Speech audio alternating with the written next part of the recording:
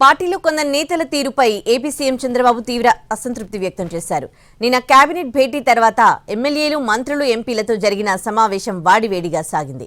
ఈ భేటీకి కొందరు గైర్హాజరు కావడంతో సీరియస్ అయ్యారు అధినేత. పార్టీ సమావేశం కన్నా ముఖ్యమైన పనులు ఏముంటాయని నిలదీశారు. ఫోటోలకు పోజులు ఇవ్వడం కాదని మెరుగైన ఫలితాలు కావాలని మండిపడ్డారు. అలసత్వం ప్రదర్శించిన పలువురు మంత్రులు, ఎంపీలపై అసహనం వ్యక్తం చేశారు అధినేత. చంద్రబాబు ఆగ్రహం వ్యక్తం చేశారు.